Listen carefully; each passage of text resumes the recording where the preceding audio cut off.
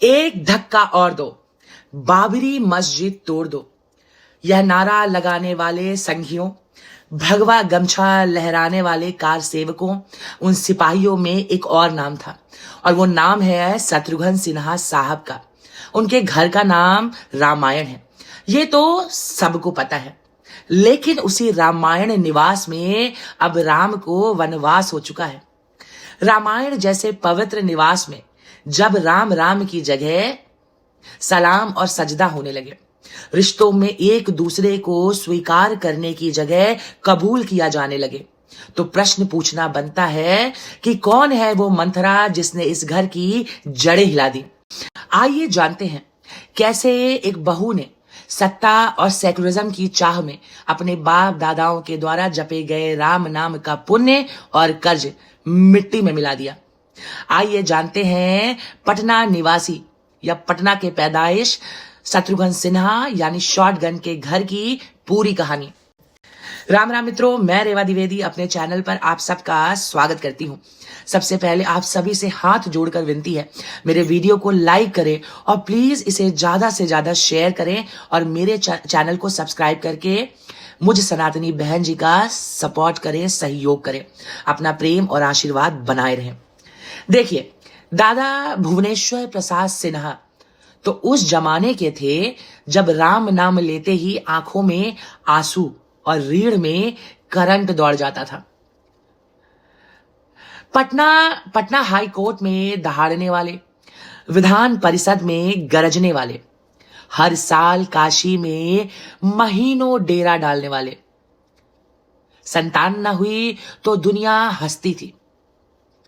दादाजी चुपचाप बनारस पहुंचे, राम नाम घंटों सिर झुकाए रखा, लेखी कराई और बोले, हे राम, 4 बार नाम लूंगा, 4 पुत्र दोगे तो नाम भी तुम्हारे ही रखूंगा।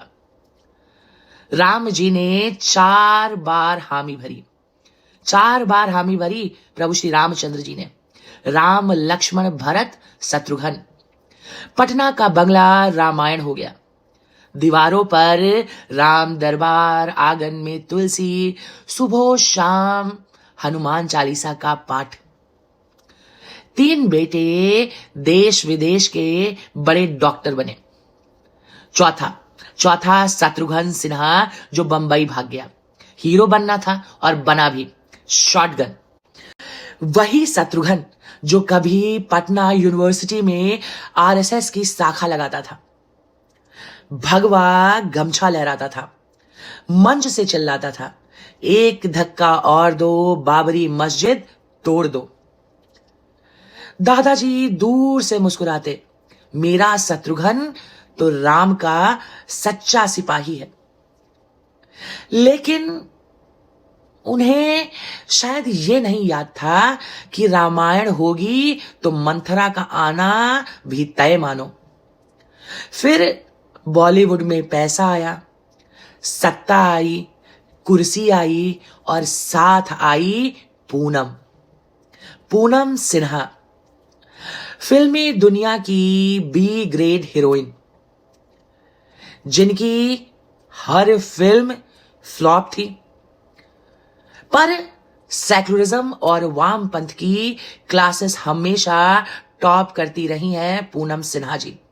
वही पूनम जो लोकसभा चुनाव में समाजवादी पार्टी से चुनाव लड़कर लखनऊ में राजनाथ सिंह के सामने मुंह भर धूल चाट गई।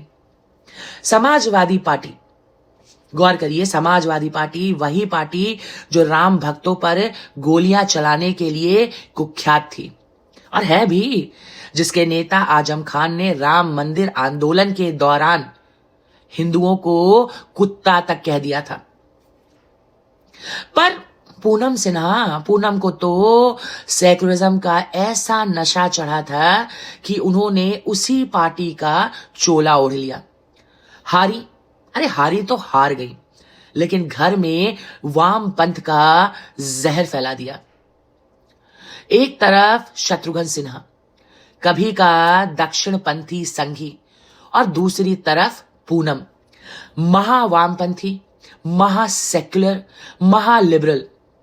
राम भक्तों पर गोली चलाने वाली पार्टी की उम्मीदवार। कहते हैं ना, मां ही बच्चे की पहली शिक्षिका या गुरु होती है। इन दोनों की शादी हुई, मतलब रामायण के घर में बिन बुलाए एक वामपंथी मंथरा घुस आई, जिसने पुरखों की सारी दीवारें सिर्फ हिलाई नहीं, अंततः गिरा दी।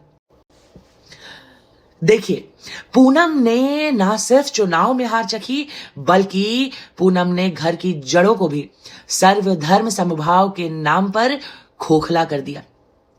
धीरे धीरे भगवा गमछा, शत्रुघ्न सिन्हा जी का भगवा गमछा अलमारी में कैद हो गया। राम राम की जगह हाय बाय होने लगा। अब एक दिन ऐसा भी आया जब शत्रुघ्न सिन्हा ने ऐलान कर दिया, मैं तो भैया सेक्युलर हूं, मेरा दिल बहुत बड़ा है। फिर आया वो दिन, उसी रामायण निवास में बारात आई और दूल्हा कोई राम नाम नहीं था, जहीर। सोनाक्षी निकाह के जोड़े में लवकुश फोटोग्राफर को पोज दे रहे हैं और मां बाप मुस्कुरा कर कह रहे हैं कि हमारे बच्चे खुश है, बस यही काफी है हमारे लिए। वाह वाह रे सेकुलरिज्म, वाह रे मां की सीख।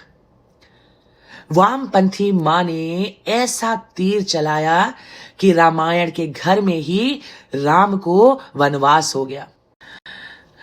पूनम सिन्हा समाजवादी पार्टी से हार तो गई ही, लेकिन दुख इस बात का है कि उन्हें राजनीति, सत्ता, धर्मनिरपेक्षता, सर्वधर्म समभाव का ऐसा नशा चढ़ा कि वो इतनी अंधी हो गई कि उन्होंने शत्रुघ्न सिन्हा के रामायण को तहस नहस कर दिया, कलयुग की रामायण से भी बदतर कर दिया।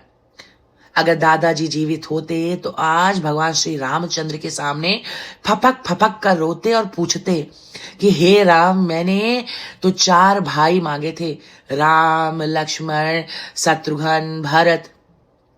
आपने तो इनके साथ मेरे घर में मंथरा भी भेज दी, और ऐसी वैसी मंथरा नहीं, समाजवादी पार्टी की उम्मीदवार, रामद्रोहियों का समर्थन करने वाली।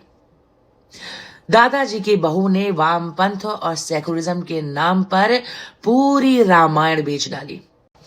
दादाजी ने सपने में भी नहीं सोचा होगा कि उनके घर मंथरा आएगी, और वो भी ऐसी मंथरा जो सत्ता की चाह में रामद्रोहियों के साथ खड़ी हो जाएगी। ऐसे रामद्रोही जिन्होंने राम भक्तों पर गोली चलवाई, समाजवादी पार्टी की उम्मीदवार बनेगी। अब्दुल को घर का दामाद बनाएगी और घर में कबूल है के नारे लगवाएगी। कितने शर्म की बात है, पूनम सिन्हा ने शत्रुघ्न सिन्हा की पूरी नस्ल बर्बाद कर दी, पूरी नस्ल बर्बाद कर दी। आज शत्रुघ्न सिन्हा के चेहरे में अगर आप गौर से देखेंगे तो कहीं ना कहीं आपको वो दर्द दिखेगा।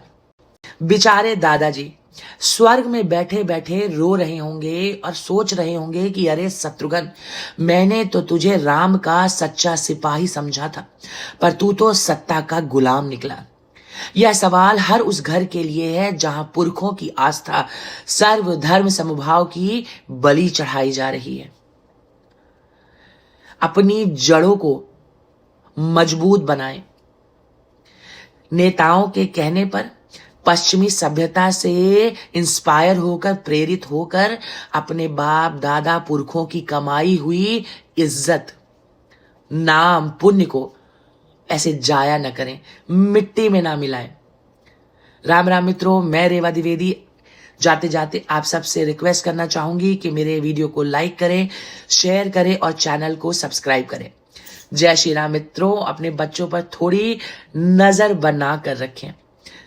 इतनी भी आजादी अच्छी नहीं है। आपको पता होना चाहिए कि आपके बच्चे कहाँ जा रहे हैं, क्या कर रहे हैं। उनकी बिगड़ी हुई अकल आपकी नस्ल बिगाड़ देगी।